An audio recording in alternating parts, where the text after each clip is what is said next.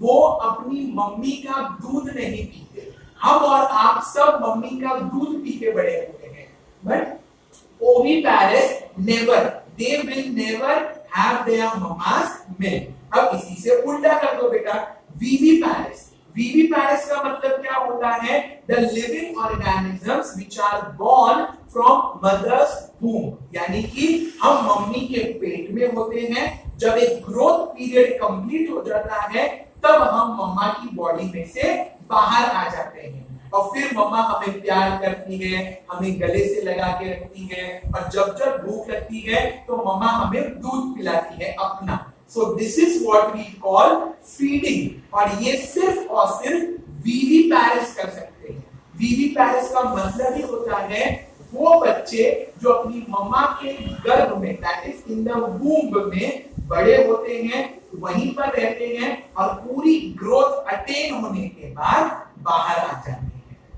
So by this the two type of reproductions are oviparous and viviparous. Then you have beta a definite lifespan. ये बात तो सब जानते हैं ना कि जो पैदा हुआ है उसको एक ना एक दिन मरना है। That is death is eternal. आप उसको मना नहीं कर सकते, आप उसको झुठला नहीं सकते कि नो सर मैं तो अमर हूं, मैं तो कभी मरने वाला ही नहीं हूं। आई एम सॉरी, सबको जाना है, because each one has a definite life span. इसी लाइफ स्पैन में हम बॉर्न होते हैं, बॉर्न होने के बाद हम ग्रो होते हैं, ग्रो होने के बाद हम मैच्योर होते हैं, मैच्योर होने के बाद हम ओल्ड होते हैं, एंड स्लोली एंड ग्रेजुअली हम ओल्डर होते जाते हैं, कमर झुक जाती है, आंखों से दिखना कम हो जाता है, we get wrinkles on our face, the hands and legs shiver, और हमें बुढ़ापा ओल्ड एज आ जाती है। और एक टाइम ऐसा आता है बेटा कि we इवेंचुअली हम ऐसा कह सकते हैं कि बॉडी के सभी ऑर्गन धीरे धीरे अब पैकअप कर रहे होते हैं, आंखों से दिखना बंद हो जाता है, आईज ने पैकअप कर लिया, जबान का टेस्ट चला जाता है, जबान ने पैकअप कर लिया, पेट प्रॉपर्ली डाइजेस्ट नहीं कर पाता है खाना, तो उसने पैकअप कर लिया, एंड स्लोली एंड ग्रेजुअली एक स्टेट आती है जब डॉक्टर अंकल बोल देते हैं कि ही और शी इज नो मोर, जिसको हम लोगों ने डेथ का नाम दिया है। सो और डेफिनेट लाइफ स्पैन का जो लास्ट स्टॉप है, डेस्टिनेशन है, वो है death. And you have to accept it, admit it, that if you are a living thing, if you are a living being, तो death तो आएगी ही आएगी।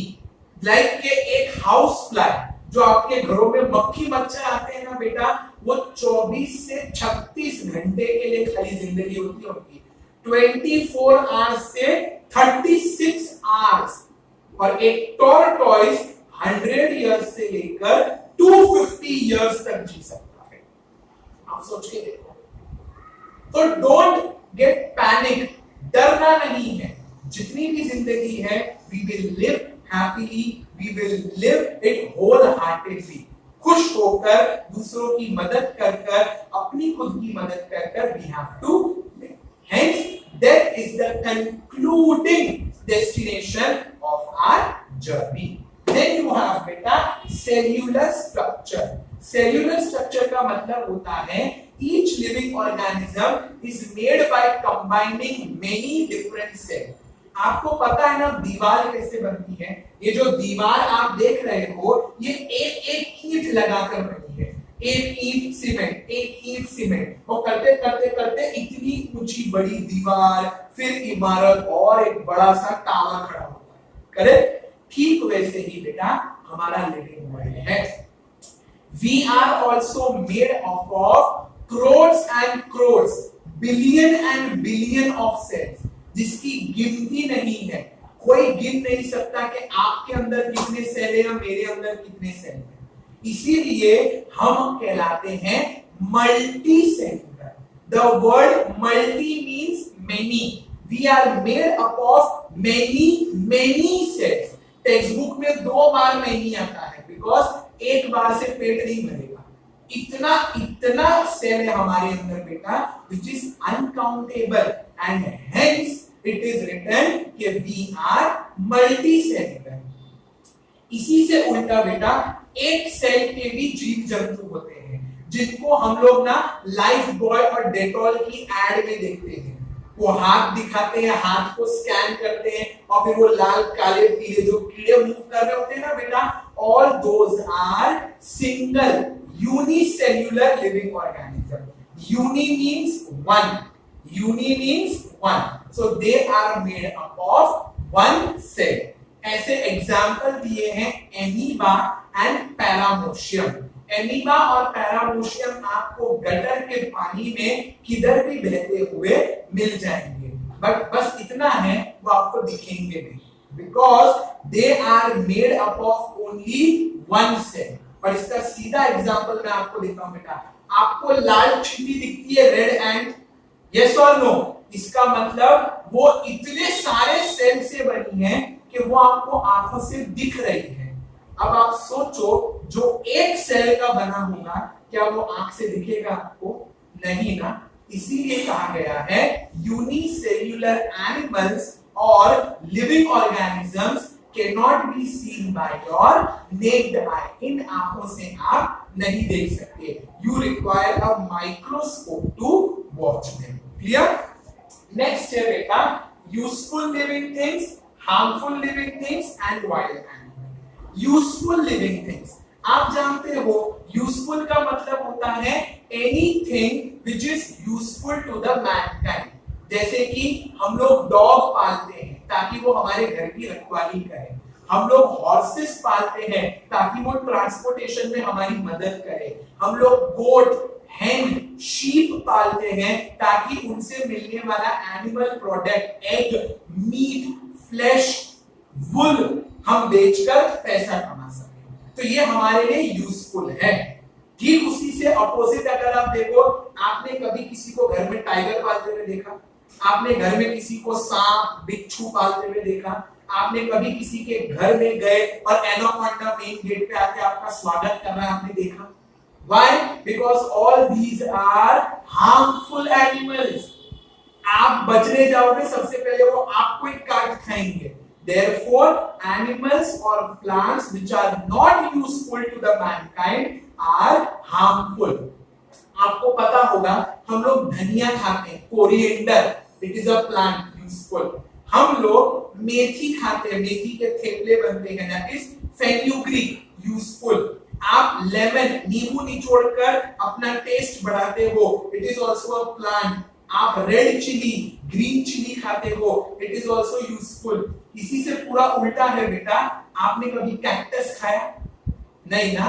आपने कभी धतूरे का प्लांट खाया? धतूरा आपने देखा होगा, ग्रीन कलर का कांटे वाला होता है, बॉल शेप का।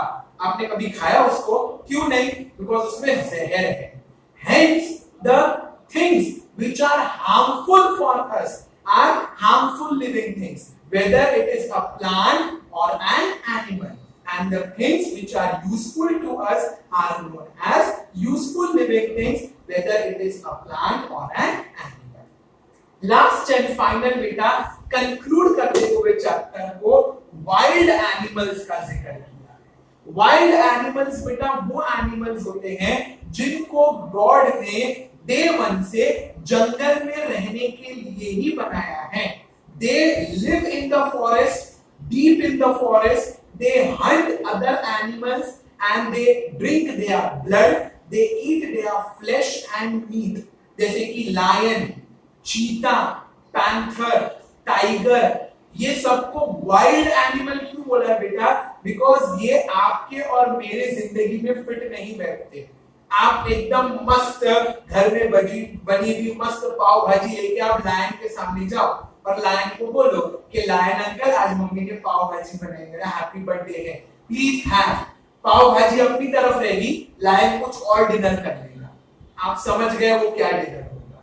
Because lion is a carnivorous animal.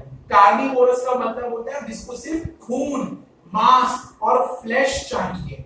इसीलिए these animals stay in जंगल, जिसको हम फॉरेस्ट कहते हैं। ये वही रहते हैं, वही अपना सब फैमिली बनाते हैं, and there only they hunt, they kill other animals, and they satisfy their hunger.